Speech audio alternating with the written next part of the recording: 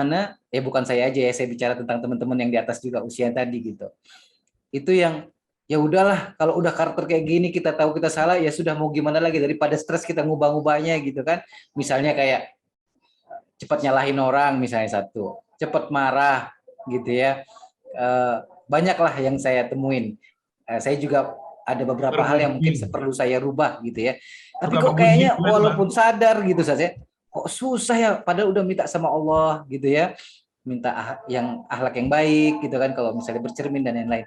Nah itu Buya punya pengalaman nggak sama murid-murid Buya, atau Buya sendiri mungkin, gimana harusnya kita memposisikan diri, nyerah, berserah, atau stres sendiri gitu ngerubahnya, Ustaz?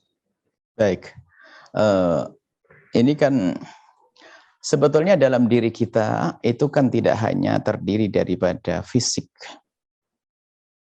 Ada dalam diri kita, ada namanya psikis, ada mental. Sebelum bicara tentang hati, kalau kita buat segitiga itu adalah ada hati. Segitiga gambaran, yang tahu hanya Allah. Maksudnya gambaran dalam kita berdiskusi lah. Ada fisik kita, ada psikis kita. Kalau fisiknya tidak baik, sangat mudah mengkaruhi psikisnya. Atau sebaliknya, psikis yang tidak baik menjadikan fisik tidak sehat, kan begitu. Di sana ada bicara ahli iman, orang beragama bicara tentang keimanan, adanya di dalam hati. Sehingga kalau orang psikisnya sakit, bukan berarti tidak punya iman. Maksudnya apa? Kami ingin membedakan ini. Jadi kalau ada orang yang punya sifat keras, suka marah dan sebagainya, bukan karena tidak punya iman. Barangkali yang perlu dicermati, barangkali dia lagi sakit. Yang perlu dia melihat ini. Yang menjadi masalah hari ini adalah orang punya sakit dari sisi ini, tidak pernah menganggap itu sebagai penyakit. Sehingga itu dianggap sebagai satu karakter yang jelek deh. Kenapa kok kita tiba-tiba marah dengan anak kesayangan kita, tiba mukul dan sebagainya? Ada apa itu semuanya? Dan dalam Islam ada istilah memahami tentang watak orang itu penting. Jadi mungkin ya saya juga termasuk, saya juga tiba-tiba kadang-kadang marah, saya berpikir cuman kenapa saya harus marah? Saya berpikir, jadi kan ada dalam ilmu psikologi yang mungkin sudah belajar, mungkin ada sarjana psikologi di sini, kan ada, itu ada ilmunya kan. Barangkali kita itu gini loh ya, lebih baik kita menduga saya itu bermasalah tentang psikologi saya. Kalau iman nggak usah dipertanyakan, semua punya iman. Sebab orang depresi tidak selalu tidak punya iman, salah loh ya. Depresi nggak ada urusan dengan iman, tuh beda. Depresi itu adalah karena mental. Nah, dan kita, mental itu ada, mental terganggu, itu iman ada. Termasuk orang yang was-was. Aku ini tadi pagi ada dalam majelis ada yang bertanya bahwasanya saya itu kadang-kadang di hati saya mengungkapkan kalimat yang mengeluarkan saya dari iman murtad. Ini gimana saya itu masih ada imannya. Sebab orang takut hilang imannya itu tanda iman. Kalau orang tidak beriman nggak akan tanya begitu, sudah nantang Allah dia. Jadi dia masih punya rasa takut, ada iman di dalam hatinya. Maka mungkin Anda seperti saya di umur-umur kita ini, jangan nyalahkan istilah penyakit bludruk darah tinggi, bukan itu. Kita harus memahami bahwasanya jangan-jangan kita itu memang ada permasalahan psikologi. Mungkin dari sisi inilah. Kalau bicara hati ini babnya beda, banyak zikir. Kalau urusan roh, jadi ikhtiab yang setelah kami belajar, ikhtiab itu depresi itu adalah dalam yang pernah belajar ada depresi sifatnya pribadi, depresi mental. Ada depresi ruhi, kegagalan dalam roh. Jadi mungkin kurang banyak zikir, baca Al-Qur'an. Tapi ada orang banyak zikir, baca Al-Quran, tapi masih sering emosi. Oh, berarti dia. Kadang kan ada seorang istri bisa marah sama suaminya, nggak ada sebab.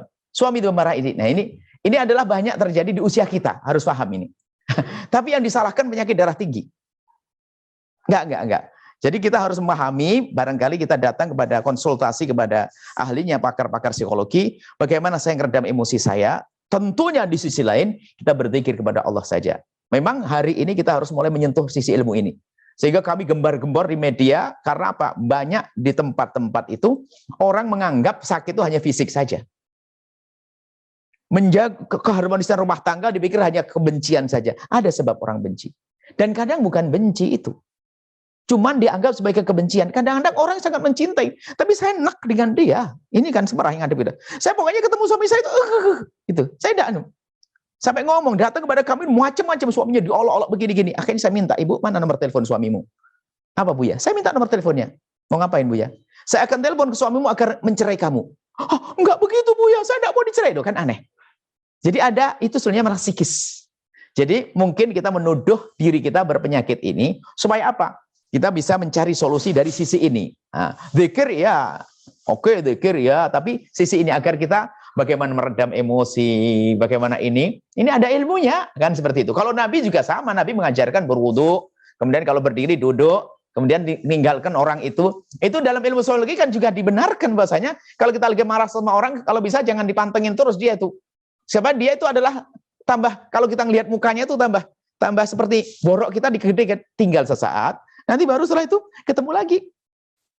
Baik, ini mungkin kepada semua teman-teman mungkin di sini ya, karena pasti banyak mungkin ada pakar-pakar psikologi ya, tolonglah ini dibantu siapapun. Bukan Anda, hampir semuanya. Saya juga punya. Saya itu pertama itu sering marah kepada santri dan sebagainya. Saya berpikir memang harus marah, ternyata oh enggak juga ya. Berarti memang ini saya bermasalah. Mungkin saya terlalu jadi saya lebih dari mana saya ngoreksi diri saya deh. Saya itu berpenyakit. Saya itu punya masalah tentang psikis saya. Jadi di saat kita menduga diri kita sakit, malah lebih bagus daripada kita merasa diri kita aman. So itu berbenah. Dan ternyata, biarpun bagi orang sehat, ilmu itu tuh mudah untuk maafkan. Oh barangkali dia sakit, makanya saya tidak boleh balas orang dia sakit kok. Gitu. Saya menjadi anak, kalau kadang-kadang saya harus menunda marah dengan seseorang itu saya tunda. Jangan-jangan dia punya penyakit. Kalau dia penyakit psikis, tidak boleh dong saya marahi. Kan gitu ya. Jadi ini penting sekali dari sisi ini. Baik.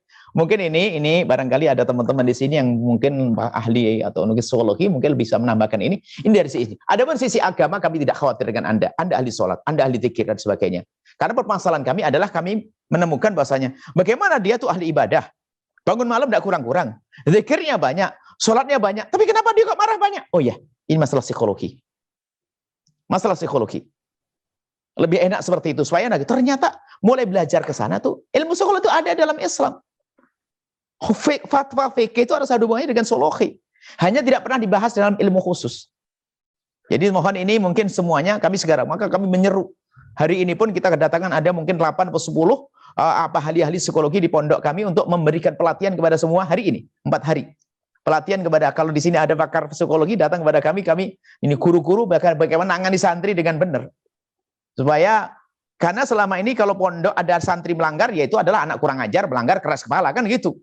Padahal perlu kita tinjau sisi, mungkin dia punya pengalaman masa lalu di rumahnya seperti apa. Ini saja mungkin, ini hanya sekedar, karena tadi pengalaman kami, diri saya, menemui orang, ya begini, yang bisa kami sampaikan. Adapun zikir kami tidak ragu lagi, harus orang beriman jika punya masalah menghadap kepada Allah. Berzikir kepada Allah, dan kemudian setelah itu usaha zahirnya adalah melihat penyakit kita secara zahir tadi. Psikis dan fisik insyaallah. Wallahu a'lam bishawab. Jangan lupa berselawat kepada baginda Nabi Muhammad sallallahu alaihi wa alihi wasallam.